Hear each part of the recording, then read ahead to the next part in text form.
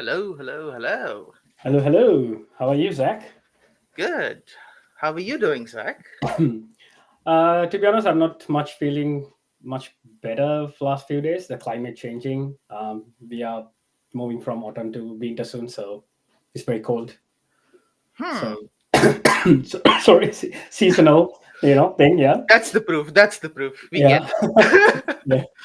So I decided less to talk today. So you might have to do more talk today. Okay, okay. Yeah, CDK is something that I can talk about. So yeah, Yes, it's not yes. Kubernetes, right? Awesome. Cool. So, Zach, do you want to reveal who's our special guest for today? Yeah. So first of all, we have to mention this. Another episode we are doing with three time zones. I'm from the future, so a special guest from more past, and you're somewhere middle. So we have Danielle from US. So let's welcome her. She's an AWS hero, I think. Hi, Danielle. Hey, Hey, Danielle. Uh, not named Zach, but can I be an honorary one? yeah. So yeah, over to you. I think she can tell us about a little bit of her. Yeah. Yeah, totally. Happy to. Um, can you pop up my screen for me? Cool. So I'm going to try to keep this conversational. So like if anyone has like questions or anything like that, definitely ask in chat. And one of the two Zacs, if you could like interrupt me, I might not see the chat. But I've got a few minimal slides here, mostly just so I don't blabber on forever, because these are three things that I really love to talk about. But yeah, so today we're going to talk about CI/CD with AWS CDK and GitHub Actions. And quick disclaimer before I get started, this is an abbreviated way of how I do it at my day job. I'm not here on behalf of my day job. I'm here just because I like sharing my what I do with the community. So all opinions are mine. So yeah, so first off, like I view CI/CD as like kind of a very personal thing. Can be different for the organization or the team. Like I'm sure that may have been the case for you guys, Zach. Like CI/CD looks different at different companies. Yeah. Absolutely. Yeah. So quick background about my company. I'll try to not blab about it too much, but I really like what I do, so it's hard to not. But just to kind of give you that baseline of where this exact CI/CD fits in. So if some of the decisions seem a little weird, that's the context. Then just kind of high level overview of how I think about CI/CD at my day job. And then we're going to jump into the old live demo, everyone's favorite. May the So, demo gods be with you, Danielle. I hope so. If not, we're going to have a good time, and I will share the code as well, so you all can tell me how terrible it is or how great it is. But yeah, background about my company, early stage startup. We are soon to hit the 1 year mark, so we are like that early. I think I can reveal it. I don't know why not. But yeah, if you go to bronson.com, this is the company I work for. It's mostly just a splash page, mostly because you need some sort of public facing thing to look like a legit company. We are a legit company, by the way. But yeah, before we had this, people were kind of like, are you guys real? And it was like a little awkward. But anyway, this is probably a very American thing, maybe. You guys can correct me if I'm wrong. But we don't have a lot of like really heavy duty regulations for things. Like sometimes companies will like pollute and then they get away with it because they're a huge company and like, just pouring poison into the waterways and things like PFAS, like the forever plastics, using that like in your product, stuff like that. But essentially, we partner with a law firm specializes in class action lawsuits that goes after those companies. So we are building tools to help just currently right now, just this one law firm. But we are planning to scale out and make it much bigger than that because these law firms are great. They're really great at winning cases, but once they win the case, the court is like, okay, you have like $50 billion you can give out to qualified individuals that have been negatively impacted. And that's where we're currently focused on, is that funnel of like, you might see like a 1-800 number of like, have you been exposed to asbestos? And like, kind of stuff like that.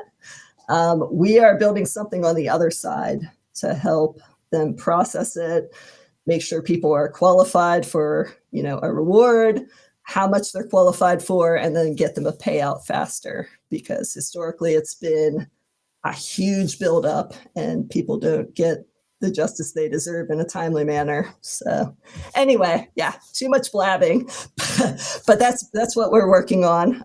Very early stage. And the reason why we don't need public facing is because it's not traditional VC funding. We are funded by the law firm we're partnering with. And there's also another group in there as well. But best of both worlds, you don't have to be fighting for your next funding round. And we're not a SaaS. But yeah, more about the development team. We are still kind of tiny. We are 5 developers strong, including me. And we are all 5+ years in experience. I always hate to like measure like, junior, mid-level, senior based off of years of experience. But here we are. There's not really a better way. And then we all have our area specialty, but because there's only 5 of us, we need to go all over the stack. So I am the infrastructure engineer. I'm kind of the expertise of here's how you do AWS, here's how you do various dev tools, here's how you do CI/CD. I view my main duty at this company. I don't really build the cool features, but I build the stuff that people that build the cool features on top of. So I view myself more as of an enabler. And because of that, like I want everyone on my team to feel educated enough to go into AWS and do the thing if they want to. I don't want people coming to me asking me permission to do an S3 bucket. So anyway, that's enough of that. But yeah, that's the background there. So hopefully I can give some context to some of my decisions. So to me, CI/CD means how do I take something from, maybe like a Jira ticket, a task that I need to do as a developer, and how do I push that into production that's used by real people? So high level, here's how we do it at my company, and your company may be different. My main goal here is just find something that works, find something that maybe you might like out of what I do, and copy it. But anyway, so like take me as a developer, I take a ticket, I start working on it, I write up some code. Then because we're in AWS, I need to deploy it to test it out, to be able to fully test it out. I guess there's like some local things you can do, but I'm a weirdo. I like to push to a sandbox account. And the way that we do it at my company is every developer has their own sandbox account. The reason for that is it allows people to take risks that maybe they normally wouldn't, because I know this is my AWS account. If I break stuff, it's broken for me, and I'm not blocking my coworkers. I'm not messing up something in prod. But anyway, yeah, so I push it up. Looks good. I create a pull request on GitHub. My coworker reads through it. He approves it. I also have a GitHub action that I will show you here in a moment that triggers for the continuous integration. So currently we're keeping it kind of silly simple, running some Jest tests, doing some ESLint. CDK has this concept of synthing. So like making sure your stack can synthesize down to CloudFormation. I found that's a good smoke test if something's going to break or not. Not always foolproof. And I think there might be something else. Anyway, yeah, I'll show you the code in a second. But then, yeah, everything looks good. CIC passes. Oh, yeah, that's a good one too. How I use CI/CD in my hobby projects. Honestly, sometimes I don't. I know I probably shouldn't say that, but it depends on the project. But Yeah. I mean, it's always choosing what really works best, right? And there's no right or wrong answer. I mean, for somebody, it could be as simple as using the console, like as simple as using the console. But yeah, using CI/CD pipelines is the recommended way, especially if you have things on the production. yeah, totally. How do you do it, Zach? Other Zach? So, other Zach, I love that. So recently, I've been working with some serverless stack. Behind the scene, I have some pipelines, AWS code pipelines. So this is my hobby. So I use EKS day to day for my testing, my hobby work. I love Kubernetes. So whenever I need to create a Kubernetes cluster, everything is in the code, and I just wanted to run a pipeline. So what I did, I created a kind of a Slack app. So all the commands I'm running through the Slack. So it's run this magic Lambda behind the scene, and it can execute my pipeline. So while I'm going to make a coffee, I just through my phone just ask my Slack app to do it. Once my coffee is ready, I have my cluster to work around. So yeah, I totally agree with you. So it's how you use it. Like it depends on the project. So this is one of the hobby projects recently I've been working on. Sometimes people are really into CI/CD too, and like they do it first, and like I very much respect that. But sometimes like I'm just a product engineer, and like I just want to get something out, and like it might not be best practice, but if it's a side project, I think it's fine. But anyway, yeah, when you're working with people, I think stuff like this is important. But anyway, yeah, so my PR gets approved, I merge it into main. Merging into main will trigger a GitHub action that I'll show you in a moment. That deploys to the development AWS account. This is a separate account. So if I broke something in my other one, it's not going to leach into this one. I log on to development. Things look good. I will then do a GitHub release. I'll demo this in a second. It's just like a fancy way to do a Git tag. That will trigger another deploy to staging. And this is something that's a little in flux currently. Everything is kind of a living, breathing thing that evolves. Currently, how we use staging at my company is it's more of like a pre-prod way to verify that the CloudFormation works. We have some big plans to do like, true automated testing and stuff, but we're not quite there yet. Working on getting there. But anyway, yeah, so Git tag deploys to staging in the same GitHub action. There's a second job. If the deploy to staging succeeds, it just goes to production. And then you mentioned earlier, Zach, about Slackbot. So there's another aspect to this of us developers, at least at my company, we live in Slack. And if any of these deploys or GitHub action workflows fail, GitHub will send us an email, but like, I don't check my email. So I've set up a bot that sends a message to Slack through the GitHub action. And I can show you all that too. That's cool. But here's the demo. Let me see if we can get this in the chat. Sorry, I didn't do that before here. No problem. We can share it. Awesome. But yeah, if you want to follow along, feel free. Or if you're watching this later, or just kind of want a look at it later, I will keep this up. I'll keep it source available so you can peek at it. But yeah, so disclaimer here is that I cannot show you my work stuff because that is NDA. This is an abbreviated version of what we do. Just to kind of give you some ideas and hopefully maybe some inspiration, or you can tell me how much you hate it and tell me what you like to do. So maybe I can get some ideas. But So yeah, just quick walkthrough. I just did the CDK init -- TypeScript. So nothing fancy. It's the standard package JSON, the bin, the lib, the test. And the big part here is in the GitHub actions.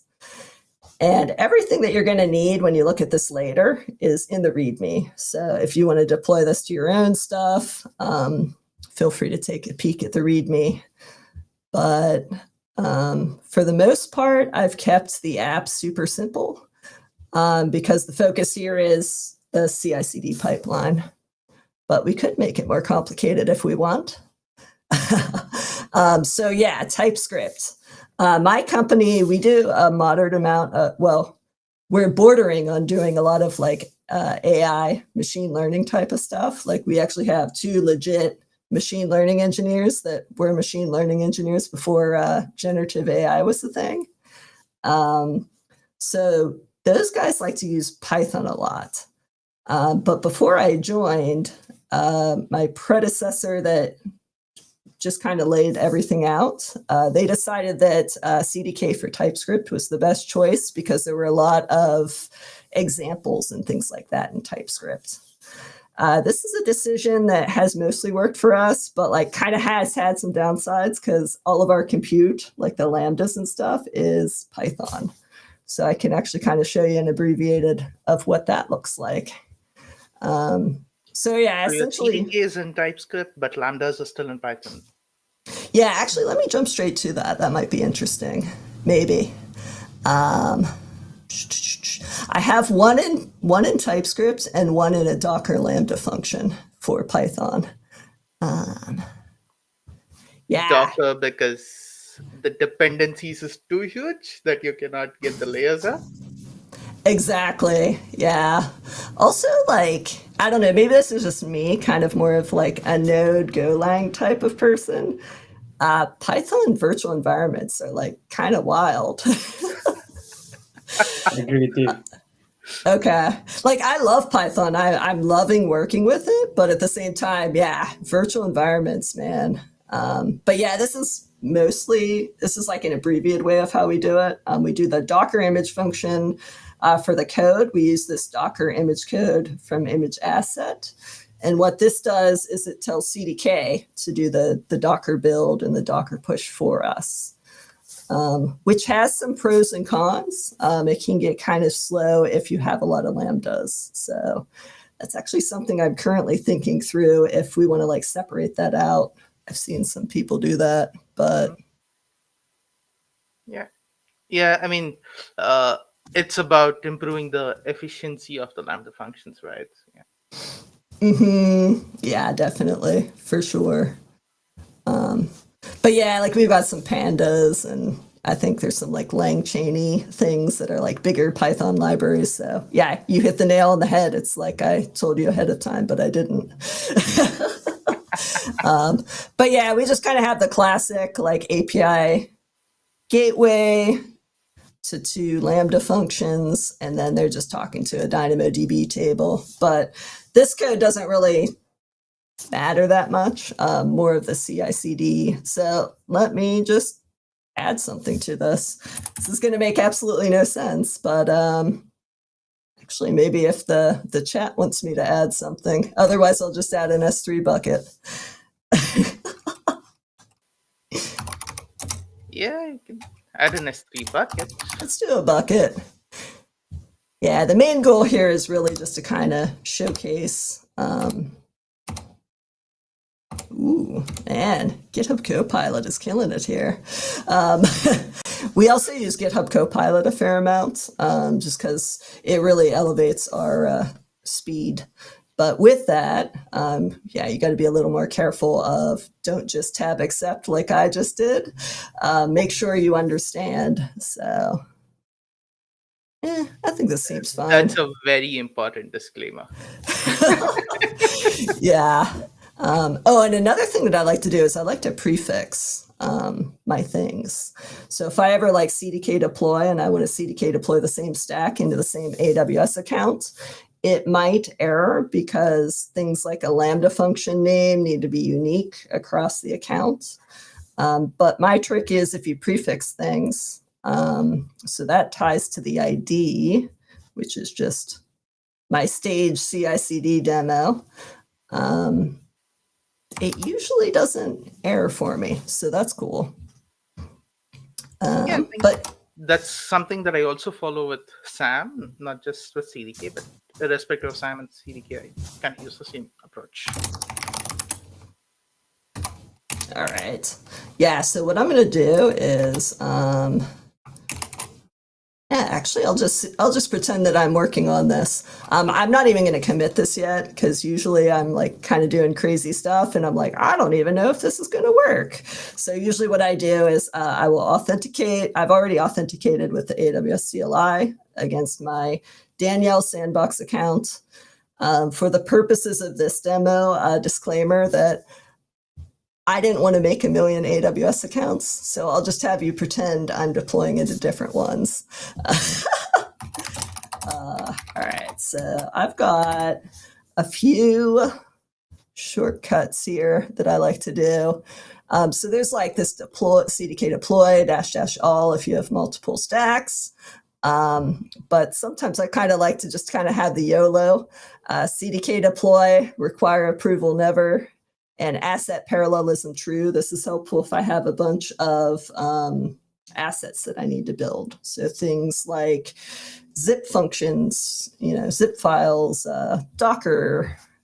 So let's do this. And the most important thing here is make sure you're authenticated in the account you think you're deploying into. I've made that mistake before. Authenticating a wrong account. Yes. Luckily, though, if it's IAC, you can just go delete the cloud formation and no one will know. Yeah. Assuming you have permission. Sometimes people have more granular permission for orgs. But yeah, this is taking longer than I would like. So you all have to listen to our banter. But yeah, I've actually already deployed the stack, just not with the thing. Yeah, so usually I'm in US West 2 just because it's the very best region. But for some reason I'm in US East 1 this time. But yeah, you can see that it's currently deploying. A Danny CI/CD demo. What I did here is like sometimes like the stage might be super long. I've got a longer name, in Danielle. So I just have like a quick like slice, take the first to the fourth and cut it. We have something a little more sophisticated at work, but some gist of that. Yeah, okay. So here we go. We've got the bucket. I'll pretend this is good. And this is the fun part. Add bucket.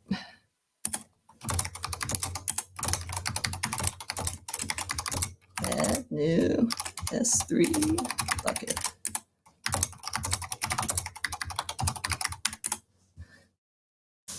Yeah, so this is the fun part. Assuming I can get things to load. Okay, so here is my new branch. I'm going to just add a new bucket. Usually I do like a nice description. You would definitely want to do that with your coworkers. We have templates, predefined templates already. I mean, at work, that's how we do. So we have kind of a checklist always, yeah. Yeah, that's a great thing to do as well. Yeah. But yeah, so you can see right here, we've got the job running. But yeah, so we've got, your standard, you check out the repo, you set up Node.js, you npm install or npm CI. Here I have build, format, and lint. What that is this guy right here. So I have it set to do a TypeScript build.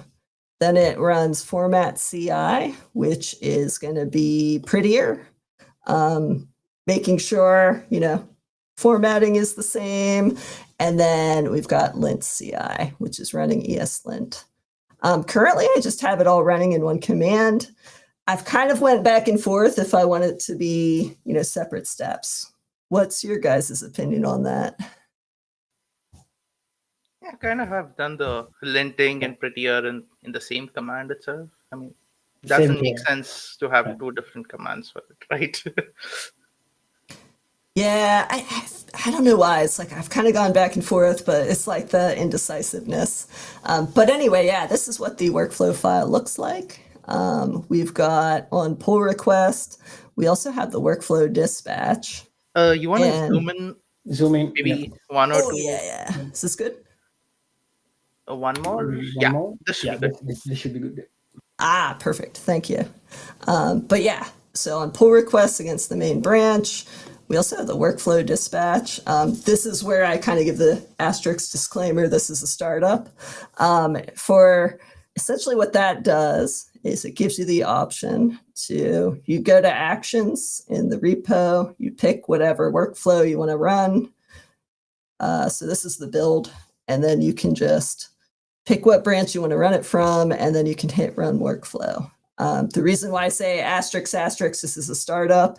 This may not work for your org, depending on governance, but it works for us now. It's a great kind of eject. Have you ever deployed something to an AWS account and then it failed because CDK or CloudFormation or whatever is trying to create a CloudWatch log group of the same name that already exists? Yeah, so that's going to error on you. And the reason why this is helpful is I just have to go in, delete that existing CloudWatch log group, and then I can just redeploy. So that's kind of the main reason why I have this trigger. Sometimes there's weird stuff like that happens, but it's kind of a good break glass thing. We have kind of a unofficial agreement at my company that if you do that, don't do that as the norm, do that as the exception. And we're small, so we can get away with it, but you may not be able to get away with that with your company. But anyway, yeah, so we got build, we've got tests. This could probably be its own discussion. Do you all use long-lived credentials or OIDC generally? Generally OIDC. OIDC. Yeah, for sure. I think I've got a link here. I'll put this in our private chat as well. But yeah, this could be its own talk, so I'm not going to blab on this for too long. But the too long didn't read on this is there's a different way that you can authenticate with AWS using OIDC. So the GitHub Action Runner will go to AWS with the token. If you have everything set up properly, it will verify, hey, this is legit, this comes from the right repo. It will exchange that token for one that will work with AWS, and it is also short-lived. Yeah, thank you for that. But a good shortcut, if you are a CI/CD user, is this guy. So what I've done, I'll put this in our private chat as well, is AWS has this AWS samples. Essentially, I just cloned this. I made some minor edits because, as you can see, the last time it was updated was 2 years ago. So you may want to update the NPM dependencies. But essentially what it does is, let's see if I can find the stack. Here it is. What it does is it creates a OIDC provider and a role. And whatever you put in that role is what STS, Secure Token Service within the OIDC, grants the GitHub Actions to have. A lot of times people will just use administrator access. That's not exactly best practice, but I can understand why people do that sometimes. But yeah, if you want to see that, I'm not going to fully click into it just because I don't know. There's been some arguments of if AWS account ID is secret or not, but I'll kind of generally show you where it is. So it's this identity provider it creates if you CDK deploy that. And then there's also an IAM role. So, and what you'll want to do is click into here. In the upper right, there will be an IAM ARN, and that is for this value. So it's saying like, hey, reach out to this AWS account. This is the role we want it to assume. And have you all used GitHub Actions secrets? Yeah. Yeah, I'll go into that real quick too, just in case. But yeah, I'm actually using the environments settings because I've got some variables and secrets that are just tied to the environment. But yeah, I believe you have to have admin access to the repo to see this gear, but you click into it, and then there's this environment section. And then here's where I have, my production, staging, CI, development. And there's my AWS role to assume, that ARN that I just told you about, and then the stage name. So that's like the prefix. And it's different for each one. But the cool thing with GitHub Actions is I don't have to hard code it. I can just say environment production, go here. It's great. And then the other thing that I have, just while I'm here, this will come into play later, but the Slackbot stuff that I told you about, I've got a Slackbot token, and I've got the channel ID for where I want the error deployment messages to go. But maybe it doesn't really matter because I don't really get errors during deployments. Cautioner is always better. So yeah. Never. But yeah, cool. Actually, should I do the bad thing or should I have one of you approve this PR so we can watch the deploy to development? Happy to put the looks good to me. Let's set a good example. Yeah. Guess I could go smaller on this page. So at work, we have we use Slack day to day. So there's a emoji. I am holding like this my hands. So yeah, it basically says looks good to me. That's a good one. That's a great use of emojis. All right. Yeah. Did you share that? See if it's link? sent. It didn't go all the way to New Zealand. No, I didn't share the link. Sorry, that was on me. Yeah. Okay. Yeah.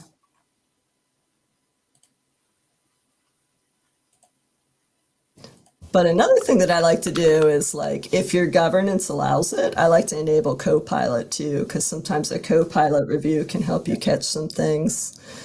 Sometimes it's absolutely terrible, but most of the time it's decent. Cool. So I got Zach's approval. I'm going to merge this. And this is where we auto deploy to development. And you'll see some similar themes in this deploy. There's two jobs. One is the deploy itself. One is the notify if failure. And if we have time, I'll show you that. But if we don't, we don't. But so let's do the workflow file. Yeah, so this is super tiny because I'm using reusable workflows. So as I was writing this out, I realized I was reusing a lot of the same YAML. And GitHub Actions has a really cool feature where you can write one workflow file and reuse it. So in this case, I noticed the main thing that was changing was the GitHub environment that I wanted to deploy into. So this is what I'm passing in here. And then I also needed to delegate the permissions and the secrets too. I learned that through trial and error. But let's look at the real file. Yeah, I'll just do it in my code editor. So yeah, similar to the other one, got an on workflow call. So this is where it was just called right now. It's passing in this GHENV. You can also do the workflow dispatch if you'd like, kind of that break glass situation. And then we've got concurrency. That's important. because if you don't set this and like you merge something and your coworker merges something, you've got 2 GitHub Actions workflows going at the same time. And who knows which one's going to win. But yeah, essentially what this does is it takes the most recent one. So the other one will cancel. And then down here, kind of similar to the others, check out the repo, set up node, npm CI, build, assume our role, and then we do a deploy. And then down here is where the if failure, so the name of this job is deploy. So that's important because this needs deploy to finish. And then if it fails, you run this stuff. And this was kind of a cool off the shelf, if I can get this to open. It opened on my other screen. Give me a second here.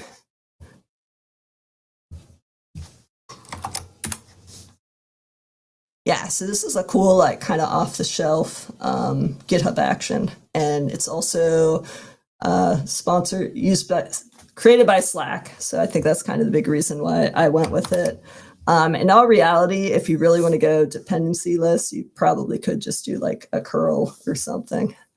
But yeah, it's just a wrapper on their thing. And it took me a while to write this markdown. Kind of embarrassed to admit that, but for the most part, it just says, this deploy failed. And then it will also, I'll just bring that up on my screen. And then it'll also say like view the run. To me, that was really important because I don't want to have to mess around to find, where my thing failed. So it's opening it in another screen.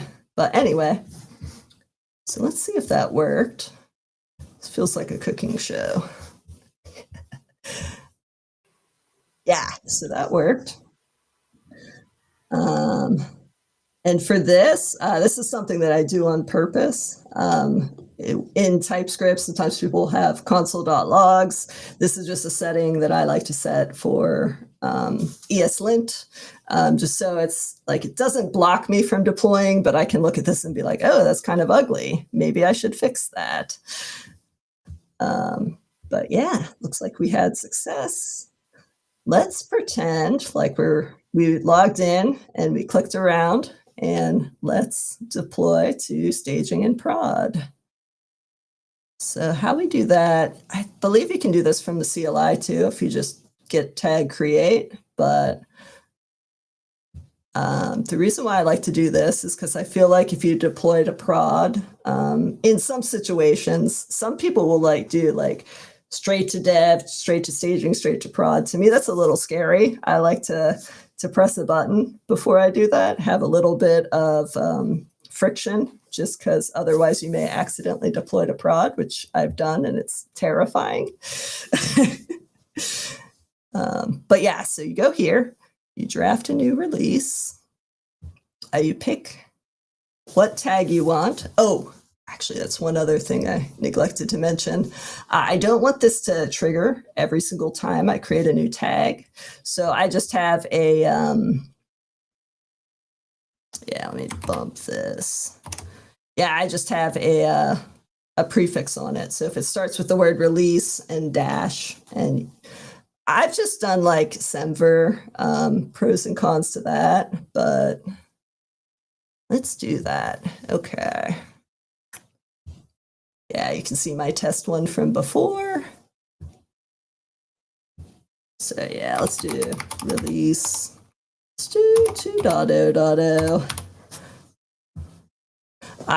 Most of the time I usually target main, but if you have a situation where you pushed into main, your coworkers also pushed into main, and their stuff is not ready to go, usually what I do is I'll look at the recent commits and pick the commit that I want. I haven't run into trouble yet, but I could see that maybe being an issue if you have a bigger team. So that's why I give that context. Generate release notes. It's one of my favorite things to do. And then we'll publish it. But yeah, Yeah. How do you guys feel about like having a little bit of friction before deploying to prod? Yeah, not even deploying. Like I'm from the EKS team, basically work around with multiple Kubernetes clusters. So we have set up like shortcuts, like to change the Kubernetes context to run commands and everything. So for the production one, we don't have any shortcuts. So we have a friction, like you have to type kubectl, change the context. Give a friction will be make sure, okay, there won't be any accidents, like run some command in the production. So I really personally love this. Have a friction for any production environment. It can be Kubernetes or AWS, IAM, whatever. Absolutely, yeah, yeah. Because back in the day when I was in a startup, I had the complete control and have broken things. So ever since then, I've ensured that there's a lot of friction, especially for production, so that I don't repeat the same mistake. Yeah. Yeah, especially like when you're dealing with multiple AWS accounts. Like Yeah. you might think you're in dev, but you're in prod, and then you delete the prod database. I personally have not done that, but I have seen that happen. And one more thing, most of most of the time, I always use the read-only roles, unless if I want to change something. So I'll be always on a read-only role, no matter what. Yeah, for production. Yeah, I think that's a good call.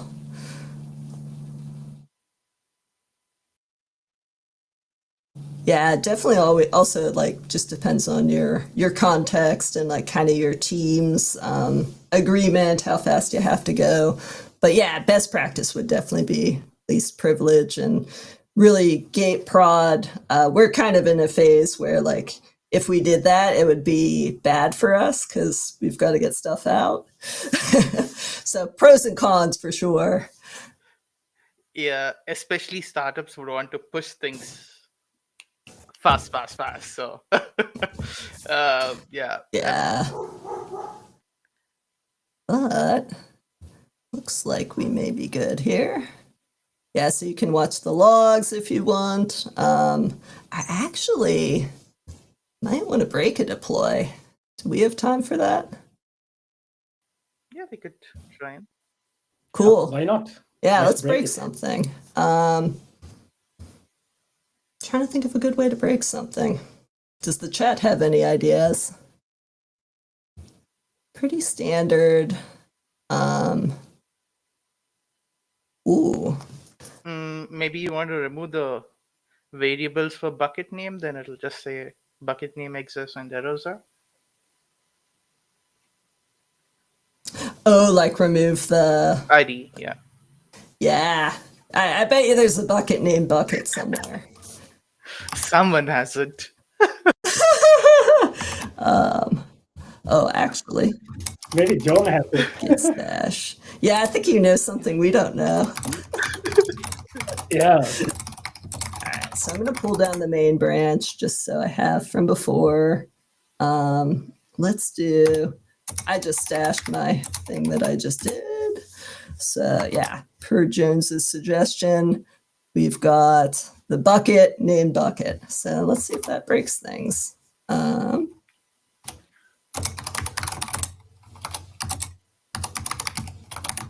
Break things.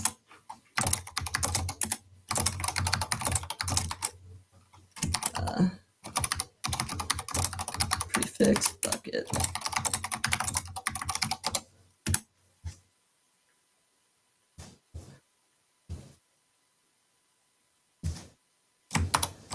Yeah, this is a good. Oop. Yeah, so this is going to fail the CI. I also want to fail the deploy too. So actually what I might do is do the bad thing and trigger the workflow run too. But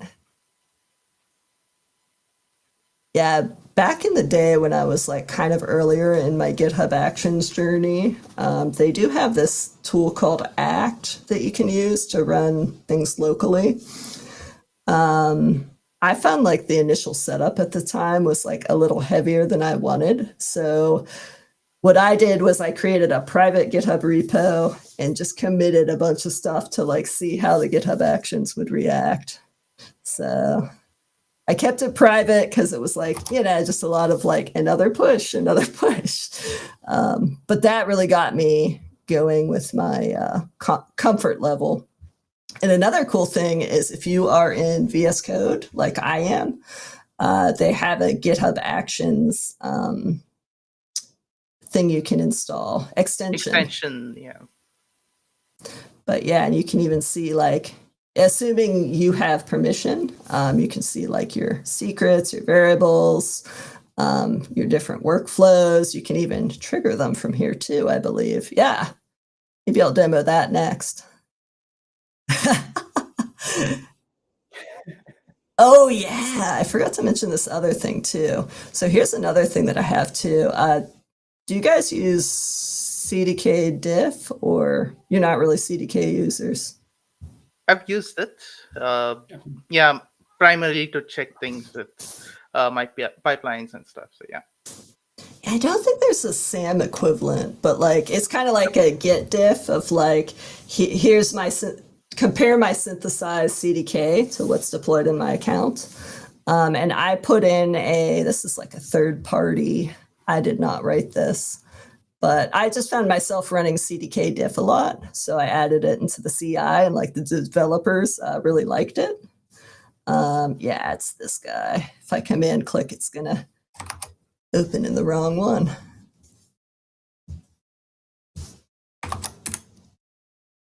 Yeah, I'll pop this in here too if other people want to check it out. There's a lot of different ways to do this. So yeah, I mean, I guess you could do it straight up with the CLI, but this is pretty nice. Like I like the visual. You can see the details of like, oh, did I accidentally delete something I didn't mean to? That's kind of why I like it.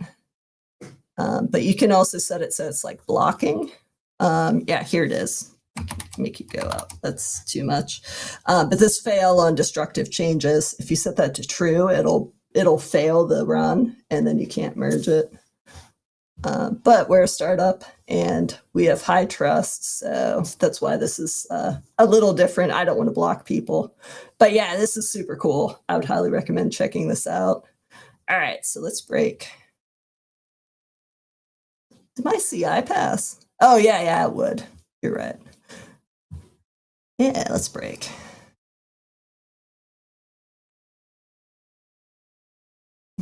I also like to auto delete branches too, because that drives me nuts when there's like a bunch of Git branches. But let's watch this break.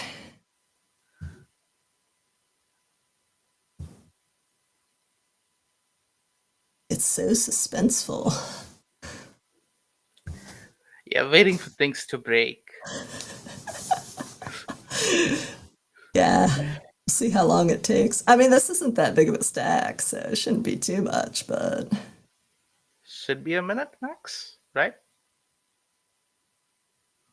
yeah, I think you're right. Let me close some of my windows. This is so suspenseful. Yeah, here we go. Failed. There it There is. we go. Let me see if my message hit. Oh, it hasn't look hit at the yet. button name exists. Wonder who owns it. Yeah, Bucket already exists. It's yours, isn't it? Wonder who owns it.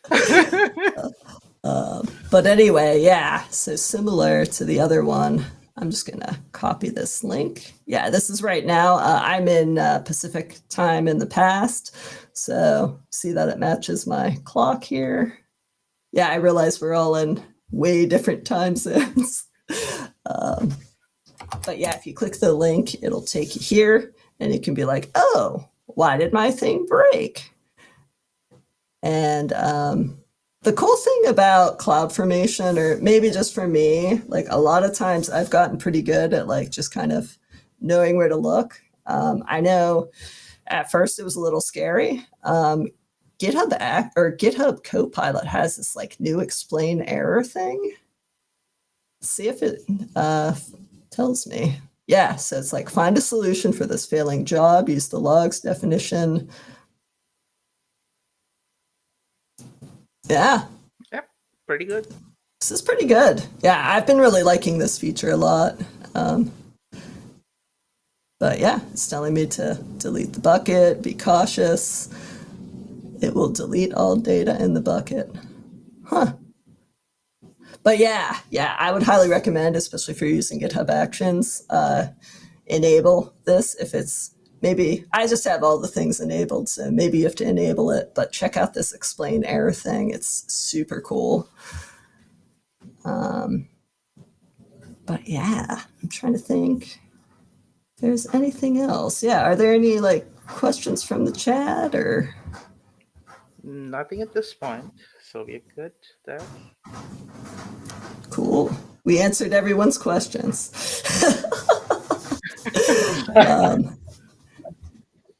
We might get questions later because once the live is done, it will be available on YouTube and other platforms like on demand. So we have noticed like people come and they might tag your name, Daniel, or us, so we can reach out to them later as well, because we are on 3 different time zones now.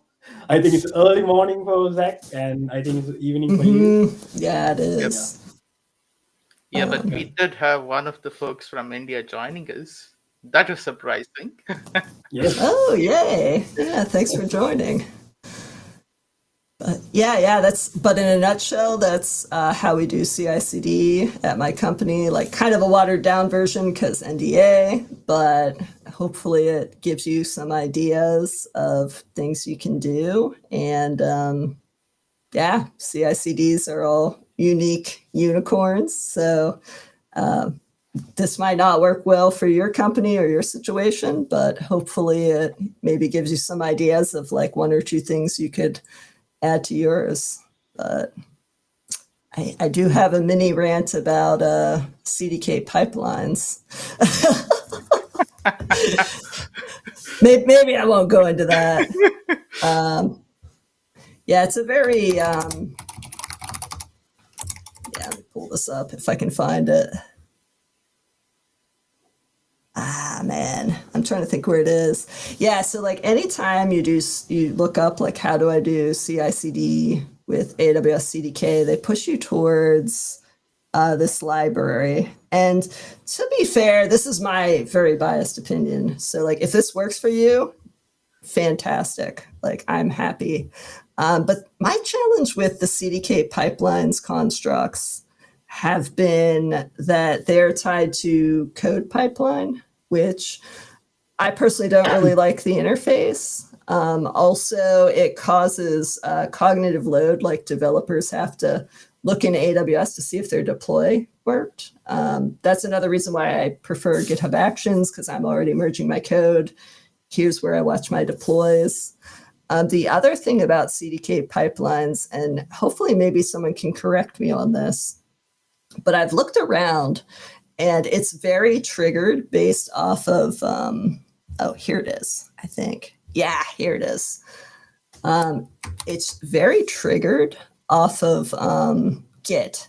So like I can't really be deploying into my sandbox accounts without committing code.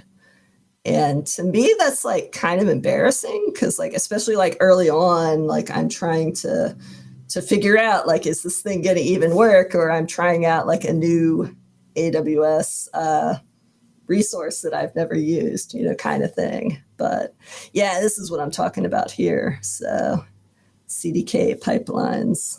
I don't think it's terrible, but I will say my predecessor did have this set up, and I think it might be because they quickly Googled like how do I do CI/CD with CDK, and it's the first thing that pops up, and it was kind of painful to deal with at first. But if it does work for any of you all, though, would love to hear your success stories. But I know Zach is a big fan of code pipeline and code build.